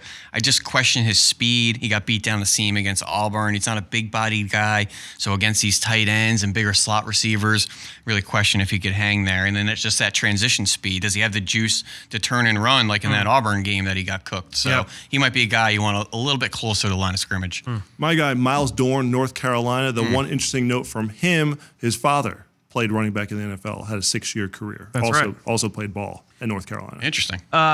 He was in mock drafts in the spring, right? Yeah, he was all over my radar in the summer, and I did one of his games this year against Clemson, watched his tape over the summer, and just struggled to figure out what he did well. I thought I was going to get an MJ Stewart type of player who was a nice second-round pick to the Buccaneers, maybe third-round pick. I just didn't see that type of juice or upside from Dorn. It's the movement is the concern. Does he have the athleticism to hang in space in the NFL?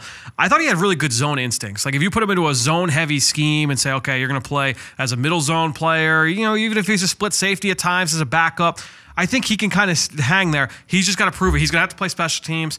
He's going to have to prove how athletic he is. I mean, that's going to be the big concern. So we're not talking necessarily next week. We're talking 6 weeks from now when he goes out to Indy, if he goes to Indy. I think he was a name I wrote down when I was studying another receiver like 2 years ago. And he made a nice play or two on the ball. And I'm like, I'll write his name down for later.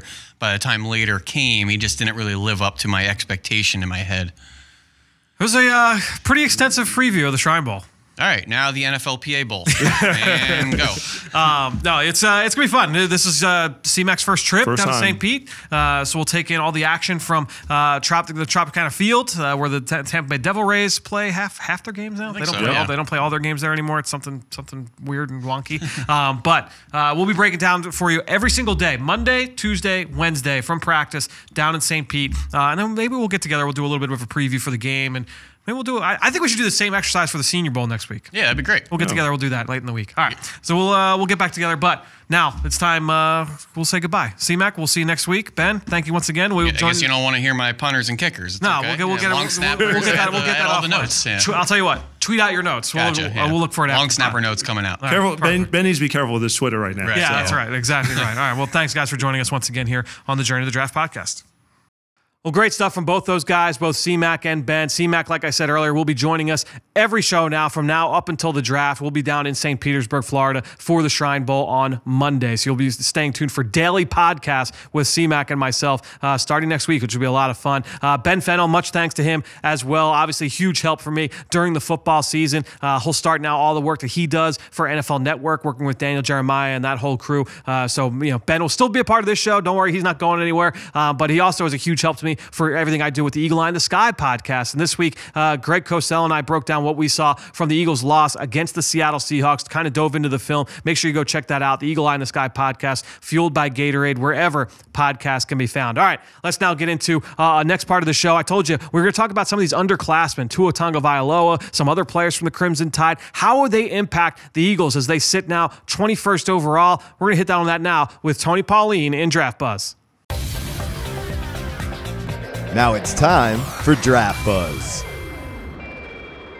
Well, joining us once again here on the Journey to the Draft podcast, driven by AAA, here for Draft Buzz, our friend Tony Pauline from the Pro Football Network. Tony, we've got a lot to get to, some announcements here with underclassmen declaring for the NFL Draft. But before that, let me ask you our quick Through the Grapevine segment. What are you hearing? What's the latest word on the street around college football? The interesting thing is to see what's happening, or in this case, maybe what's not happening in Iowa, as Tristan Wirfs and A.J. Epinesa have still yet to state publicly what they're going to be doing next year, while Geno Stone, the safety, has already declared for the draft. Now, I heard a couple of things. Number one, as of last week, I heard that Wirfs still had not made a decision, and I'm assuming A.J. Epinesa has not made a decision since neither have announced. And it is interesting because these guys are projected first-round picks, Wirfs being a potential top 15 pick, and their bowl game was more than 10 days ago. So it's a week and a half. They still haven't made an official announcement as of the taping of this podcast. One interesting thing I heard about Geno Stone was Geno Stone talked to Kirk Ferentz before the bowl game and told Kirk Ferentz, the Iowa coach, of his desire or his thoughts to leave. And Kirk Ferentz says, you've got to do what's best for you. And Ferentz is known for trying to keep his underclassmen in tow to keep them to return. The point being is, I don't know that I think the Wirfs Epinesa conversation with Kirk Ferentz has been going on a long time. And the longer they wait, the more there's the possibility of what I said back in November, that these guys are leaning towards returning to school at Iowa for another year. That could change, but that's the way it seems right now. Yeah, you've certainly been all over that. I know you've mentioned that on the podcast going back to October. Tony, is there anything else that you're hearing from around the news of underclassmen declaring or not declaring for the draft? Running back Kylan Hill of Mississippi State announced, I believe, on December 12th that he was entering the draft. He is not signed with an agent, and I hear he's having second thoughts. He may actually reverse course and go back to Mississippi State. I think a lot depends on who Mississippi State hires as their new head coach. I heard he's kind of wavering about it. Since he hasn't hired an agent yet, signed with an agent, he has that option to return. I'm told that he's already put out their recommendations as to who Mississippi State should hire as their next head coach.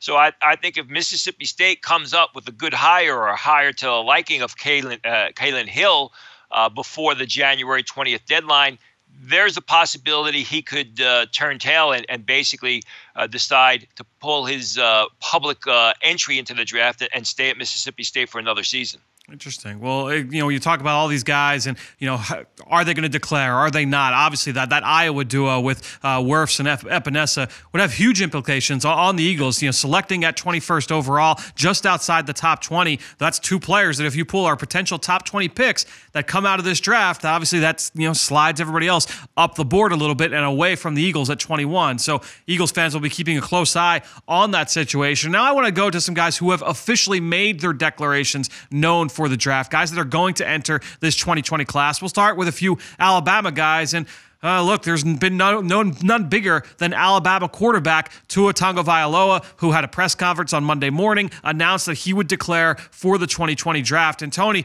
here's my question for you. Right now, as we sit here today, your best guess, does he go top 20, so sliding a player down to the Eagles, or does he fall past 20, a little bit further than we thought, obviously due to the medical situation? I think best guess he goes top 20. And I think the reason is because quarterbacks are always overdrafted. And I think that, it's all going to come down to the medicals and how they look at the MRIs and how teams project the hip injury and the other issues that have kept Tua Tagovailoa off the field. It's different from team to team, but I think he is a good enough quarterback prospect, and there are enough teams that need quarterbacks that he's going to go, top 20, top 15, top 12. Yeah, it's certainly going to be a very interesting situation to follow, and all 32 teams likely to look at that very differently depending on what they find from a medical standpoint once we get out to Indianapolis for the Combine. All right, let's go to one of his biggest targets. Jerry Jeudy declared that he was entering the draft, as did Henry Ruggs. The other star Alabama wide receiver, Devontae Smith, going back for another season with the Crimson Tide. But talk about Jeudy, Ruggs, two guys that a lot of people feel like are going to go top 20 or could go top 20. Is that a camp that you share as well? For Jeudy, yes. For Ruggs, no. I think Ruggs is a real good athlete. I think he's a fast guy. I think he needs a lot of work on his receiving skills, and he's going to drop. Jerry Jeudy, I think, because of his game-breaking speed, will go top 20. He's not a receiver for everybody. He's got a slight build, and you're going to have to basically protect him. But I think he's shown enough big play ability that he's going to go top 20. Yeah, certainly is going to be a lot of fun to watch Henry Ruggs once we get out to the Combine in February and see what he can do out in the track. Certainly an opportunity to help himself there. Jerry Jeudy, a guy as well that has that athleticism to impress people during this pre-draft process. All right, let's go to one of their teammates now. Defensively, I'll tell you what, watching the Alabama-LSU game, one guy who just jumped off the TV was Xavier McKinney, the star safety. I believe he had 2 sacks of Joe Burrow in that game. Very active player in the as a blitzer, in coverage against the run. Xavier McKinney declares for the draft. Where do you think he ends up going at this point? Are we talking about a first-round player, or is this more of a day 2 player at this point in the process from what you've heard? Want to see how he runs. But, the history of Alabama underclassmen at the safety position, really except for Landon Collins, has not been that good in the NFL. And even Landon Collins was a second-round pick. So I think Xavier McKinney is a second-day pick. Good player. I think that system exaggerates the talents of the safety because they're able to do so many things. Obviously, for an underclassman, the testing numbers, the 40 time, the shuttle time, the 3-cone and everything else are key. But I think right now you're looking at a day 2 selection. Yeah, he's a guy that I have not gotten to yet. Most of these guys I have not done yet. I've been focusing so hard on this senior class. And another junior from Alabama who a lot of people are excited about is Jedrick Wills, the right tackle for the Crimson Tide. He announces that he is entering the draft, a player that a lot of people feel could be the best offensive lineman in this class. Where do you fall on Jedrick Wills? Is he a lock for the top 20? Again, we're going with the theme of would he go ahead of the Eagles, slide another player down the board? I got to do more work on Jedrick Wills, but I just don't see it. And I see there's no way he compares to Andrew Thomas of Georgia, who I think is head and shoulders a much better offensive lineman, a much better pure left tackle. I think Wills is going to go bottom half of round 1. Whether that means top 20 or not, I don't know. Granted, I got to do a lot more work on him, but again, teams want pure left tackles. They're willing to take right tackles. I think Alex Leatherwood, his teammate who's going back to Alabama, is more of a pure left tackle prospect than Wills. I know there's a lot of fandom out there for Wills on the internet. I just don't see it.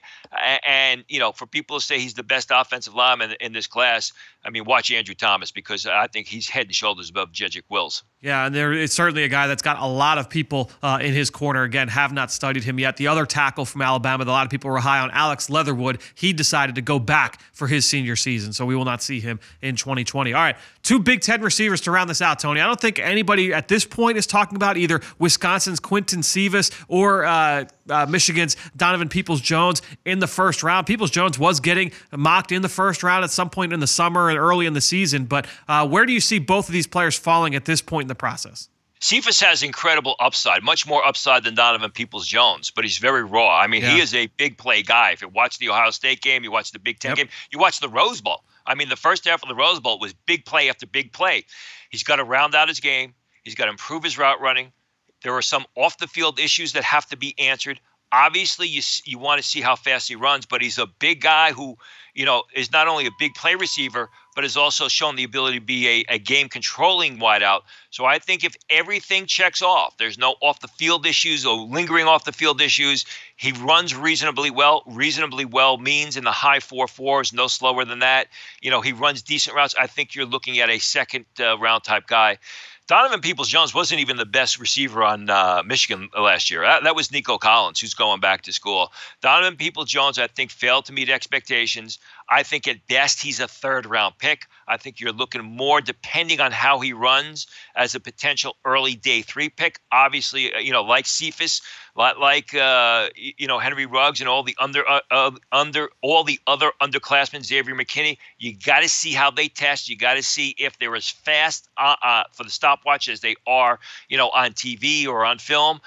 I expected more from Donovan Peoples-Jones. I didn't get it. I think right now, at the very best, especially with this year's depth at the receiver class, you're looking at a third round pick. Yeah, very interested to see how those guys look. I agree with you. Cephas, every time I've watched Wisconsin on TV, I have not done him on film yet, but every time I've seen him on TV, he flashes. Excited to see what he looks like when I dive deeper into his film. Well, Tony, this time next week, man, we will be seeing you down in St. Petersburg, Florida for the East-West Shrine Bowl. Excited to take in some practice action with you. We will be surely catching up with you down in St. Pete. Until then, we will see you next week here on the Journey to the Draft podcast, driven by AAA. I'll see you in Florida. Well, great stuff from Tony. We'll be checking in with him, of course, next week down in St. Petersburg, Florida. But very first up, next, we're going to talk about draft mailbag. We got a nice question here from one of you at home. Now it's time to hear from you, the fans, in the draft mailbag. All right, so again, just a quick reminder here as we start draft mailbag. The best way to support the show, just go on to Apple Podcasts or Stitcher, leave us a rating, leave us a comment. If you leave us a question, we'll answer it here on the show. And that's exactly what Dr. Jon Runyan did on our Apple Podcast page. This is a really fun question. John said, great draft info week after week, even for non-Eagles fans. Fran, beyond Joe Burrow, the Cincinnati Bengals need linebackers. How deep is that group, and who might be worth a pick at the top of rounds 2 or 3? So, John, great question. Obviously, look, the linebacker that a lot of people know and are really excited about, we talked about him earlier, is Isaiah Simmons, the linebacker safety combo player from Clemson, and he'll have a huge impact in Monday night's matchup. Seems that he's going to be a first-round pick as we sit here today. He is not declared for the draft yet. One player who has declared is Oklahoma's Kenneth Murray. I have not studied Murray yet. I know Ben has.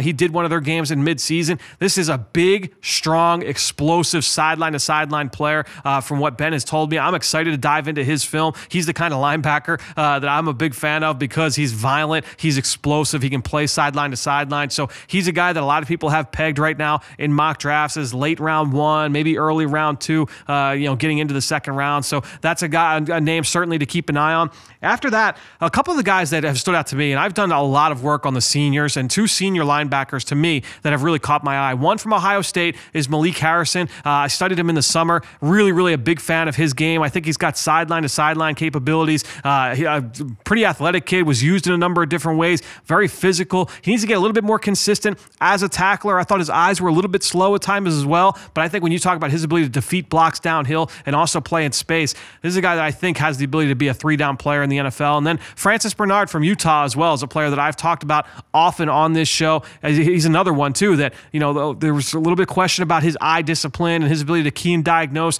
early in the play, but he is a violent sideline-to-sideline player. I think with linebackers in today's game, you've got to be able to defeat blocks. You cannot be a liability in space, and you've got to be able to make plays sideline to sideline. And I think both those guys, when you talk about Malik Harrison and Francis Bernard from the senior class, both guys going to the Senior Bowl in a couple weeks down in Mobile, Alabama, so we'll be able to get to see them up close down there when we make that trip. But 2 guys that I would keep an eye on. I think they're probably more in that day 2 range. I don't know about early, that top of round 2, but certainly in that day 2 range. Those are a couple names to keep an eye on, and we'll see a couple more over the next couple of weeks as well. So thanks to Jon and all of you out there listening. As always, here to the Journey to the Draft podcast driven by AAA. Again, daily podcasts start next week. So Monday, Tuesday, Wednesday, even one on Thursday to kind of preview the game. We'll do all that next week from St. Petersburg, Florida, covering the East-West Shrine Bowl. And we'll cover the national title game as well after we watch that on Monday night. Until then, we will see you next time here on the Journey to the Draft podcast driven by AAA.